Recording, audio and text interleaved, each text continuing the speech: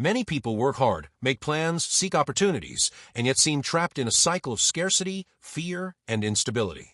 Others, facing the same crises, manage to grow, protect what they have, and even multiply their resources. What differentiates these people from you? In this video, I will reveal how Psalm 91 is not just a text of protection, but a spiritual principle that influences decisions, mindset, courage, and prosperity in the real world. When understood correctly, it changes the way you deal with fear, opportunities, money, and the future. So, stay until the end so you don't miss any details, leave a like, and subscribe to the channel. When Psalm 91 begins by saying, "He who dwells in the shelter of the Most High," is not referring to a physical address, but to a spiritual and mental positioning. The word dwell carries the idea of permanence, constancy, and daily choice. Is not someone who visits God in times of crisis, but someone who decides to live under a specific mindset, aligned with eternal principles. And this has a direct impact on how that person deals with money, work, business, and opportunities. Many face financial difficulties not because they lack ability, effort, or even faith, but because they are poorly positioned. They make decisions based on fear, comparison, urgency, or external pressure. When the mind is focused on scarcity, everything it attracts reinforces that scarcity. Bad opportunities, unbalanced partnerships, impulsive choices, and repetitive cycles of loss. Psalm 91 reveals that before any promise of protection or deliverance, there is a silent call to change the perspective from which one views life. To dwell in the shelter of the Most High means to live from trust, not anxiety. It means building financial decisions on conviction, not desperation. In the world of business and personal finance, this is extremely practical. Those who live under pressure tend to accept any offer, take on debt without clarity, and chase dangerous shortcuts.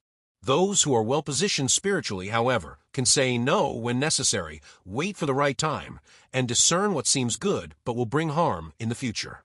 This principle of being in the right place also manifests itself in how you see yourself. The mindset of someone who dwells in the shelter of the Most High is not one of inferiority or arrogance, but of identity. This person understands that they don't need to prove anything to anyone, nor compete in an unhealthy way. They know that prosperity is not born from haste, but from consistency. This completely changes financial behavior: less impulsiveness, more strategy; less fear of losing, more clarity to grow. Being in the right place means aligning your thoughts, emotions, and decisions with what you say you believe. It's no use declaring trust in God while acting as if everything depends solely on your control. This internal misalignment generates financial instability. Psalm 91 shows that true security doesn't come from how much you accumulate, but from the spiritual and mental environment in which you live. Is this environment that attracts or repels opportunities? Note that the text doesn't say that those who live in hiding will never face challenges, but it makes it clear that there is a difference between navigating crises through fear and navigating them through confidence. And this difference defines results. Poorly positioned people make decisions to survive. Well-positioned people make decisions to build. One lives putting out financial fires, the other builds something that lasts. When you change the perspective from which you think, you change the type of problem you face. Problems cease to be threats and become course corrections. Psalm 91, in this sense, doesn't promise easy money, but clarity. And clarity is one of the most valuable assets in the financial world.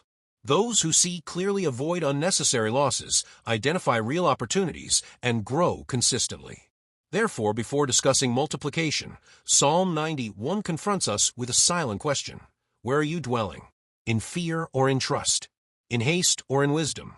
In scarcity or in conviction? Before continuing, let me ask you something quick.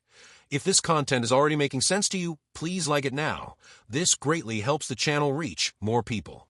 And take the opportunity to subscribe to the channel, because here you will find content that combines faith, mindset, and financial growth. Now continue with me.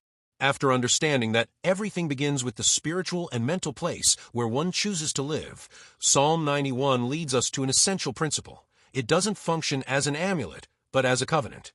An amulet is something used mechanically, without relationship, without commitment, without inner change. Is only activated in moments of fear or need. A covenant, however, involves responsibility, constancy, and coherence between what one believes and what one practices. When someone treats Psalm 91 as an amulet, they expect it to work regardless of their financial choices, their ethics, their discipline, or their attitude toward money. But the biblical text was not written to replace conscious decisions, but rather to support a life aligned with God. This amulet mentality is very common in the financial context. People pray for prosperity, but continue acting without planning, making commitments they cannot fulfill, seeking quick gains without evaluating the consequences. They expect divine protection while ignoring basic principles of responsibility.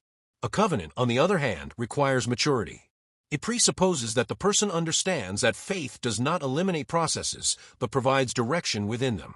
In Psalm 91, the promises are profound, but all are connected to an ongoing relationship. Those who live this covenant don't use God as a last resort, but as a constant reference. This completely changes how they deal with money and business. Instead of asking, "How much can I gain from this?" the question becomes, "Is this aligned with the principles I've chosen to live by?" This change in mindset protects not only your finances, but your future. Treating Psalm 91 as a covenant also means understanding that biblical prosperity is not about instant gratification. Covenant works with processes, not impulses. Those who live under this understanding learn to build before harvesting, to plant before demanding fruit. This person does not get frustrated easily because they know that solid growth takes time.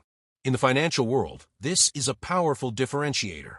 While many give up halfway through because they don't see quick results, those who live a covenant remain firm, adjust their course, and continue moving forward. There's also a very strong ethical aspect here. An alliance with God influences how one earns money, not just how much one earns. Businesses built without values may generate momentary profit, but they rarely last. Psalm 91 points to a protection that goes beyond external crises. It preserves the person from decisions that corrode from within. This means saying no to paths that seem profitable but compromise integrity and create long-term instability. When Psalm 91 is lived as a covenant, the relationship with money ceases to be emotional and becomes conscious. Anxiety decreases because trust is not in the bank balance, but in the consistency of principles. This does not generate complacency, but focus. The person works, plans, invests, and grows, but without placing their identity in financial results. This attitude creates something rare, emotional stability amidst growth, something essential to sustain prosperity when it arrives. This is precisely where many go wrong. They prosper financially, but they weren't internally prepared to manage growth, pressure, and responsibility. The covenant of Psalm 91 prepares the mind before expanding resources. It strengthens character before increasing opportunities. Therefore, those who live by this principle not only attract prosperity, but are able to maintain it without destroying themselves in the process. When Psalm 91 declares, "I will say of the Lord, He is my God, my refuge, my fortress," it introduces something many ignore. The spoken word reveals the place where the mind dwells and strengthens that place. Is not empty repetition nor automatic speech. Is the verbalization of an inner conviction that has already been chosen. And this has a direct impact on the relationship with money. Words are not just sound, they organize thoughts, shape emotions, and direct actions. In the financial field, this is even more evident. People who constantly declare scarcity, failure, and fear may not realize it, but they train their own minds to act in a limited way. The constant talk of money is a problem, there's never enough, this isn't for me, creates an internal environment where opportunities are not recognized and decisions are made based on insecurity. Psalm 91 does not teach us to deny reality, but to define reality from a correct spiritual perspective. "I will say of the Lord" is not a mystical phrase, it is a choice of internal narrative. Those who live by this logic understand that how they talk about money reveals whether they are governed by fear or confidence. And here comes an essential point. Words do not replace action, but they direct action. A mind aligned with Psalm 91 speaks differently because it thinks differently, and acts differently because it thinks differently. It is a self-reinforcing cycle. Instead of verbalizing panic in the face of crises, this person verbalizes strategy. Instead of reinforcing past losses, they acknowledge lessons learned. Instead of declaring incapacity, they affirm responsibility and growth. This change in discourse is not self-deception, it is emotional and spiritual maturity. The spoken word becomes an instrument of internal alignment, not an escape from reality. There is also an important relational aspect. How you talk about money influences those around you, family, partners, clients, and associates. Healthy financial environments are built on healthy conversations. Psalm 91 teaches that those who dwell in the shelter of the Most High do not spread panic, but security. They do not foster confusion, but clarity. This creates trust, and trust is one of the most valuable assets in the business world. Many financial projects fail not for lack of resources, but for excessive negative talk. Meetings full of complaints, homes full of tension, decisions made under words of defeat. The spiritual principle here is clear. What is constantly spoken ends up being constantly reinforced.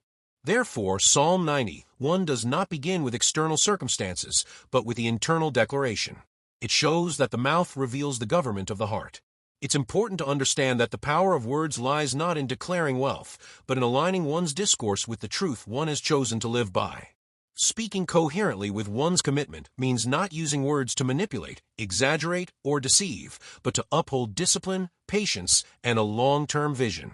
This stance protects against hasty decisions, emotional investments, and negotiations made under pressure. The biblical text clearly speaks of not fearing the terror of the night, nor the arrow that flies by day. In practical terms, this represents the constant risks that surround those who deal with money. Economic instability, unexpected losses, market crises, sudden changes. Fear arises when these factors begin to occupy the center of the mind. And when fear takes that place, the person may take action, but always to protect themselves, never to build. Growing with fear is possible, but it's extremely costly. The price is emotional health, mental clarity, and often prosperity itself. People dominated by financial anxiety make decisions that are either too defensive or too aggressive. They either freeze completely or take unnecessary risks. Psalm 91 proposes a different path, growing from trust, not reaction. When faith replaces anxiety, the relationship with money shifts. The mind stops operating in survival mode and starts operating in strategy mode. The person doesn't ignore risks, but also doesn't overestimate them. They evaluate, plan, and move forward responsibly. This attitude stems from an inner conviction. Security lies not in the absence of problems, but in the presence of direction. Financial anxiety also distorts the perception of time. Those who live in anxiety want to solve everything now, recover losses quickly, and compensate for delays with hasty decisions. Faith, as taught in Psalm 91, restores the perception of time. It allows one to wait without paralysis and to act without despair. This is crucial for business and personal finance because almost all solid prosperity requires patience, adjustments, and continuity. Another important point is that fear often leads to excessive control. Anxious people try to predict everything, control all variables, and ensure that nothing goes wrong. When this doesn't happen, and it almost never does, the emotional strain is enormous. Faith, on the other hand, doesn't eliminate planning, but it removes the burden of omnipotence. It allows one to do what is within reach and entrust the rest to God. This balance reduces stress and improves the quality of financial decisions. Psalm 91 also teaches us that not fearing doesn't mean being reckless. Faith isn't about denying numbers, contracts, or scenarios. Faith is about not allowing these elements to determine your emotional state. An anxious person reacts to the news. A confident person responds to it. This difference is subtle but powerful. Those who react lose control. Those who respond maintain inner governance. Growing without fear also involves accepting that mistakes are part of the process. Anxiety transforms mistakes into condemnation. Faith transforms mistakes into learning. This frees the person from paralyzing perfectionism and allows for continuous adjustments. Instead of giving up after a loss, they analyze, correct, and move on. This behavior, over time, builds financial maturity and emotional resilience. In the end, Psalm 91 teaches not only how to grow, but how to keep growing without losing one's way. It reveals that financial multiplication is a consequence of a life that is aligned, well-positioned, and emotionally prepared. When these principles are lived continuously, money ceases to be an end in itself and becomes a tool. And it is precisely at this point that prosperity becomes sustainable, healthy, and lasting. If this content resonated with you, don't let it go unnoticed. Hold on to these principles, reflect on them, and start applying them in your daily life. And now, I ask you something simple but very important. Leave a like, this helps the channel reach more people, and subscribe to continue receiving content that combines faith, mindset, and financial growth.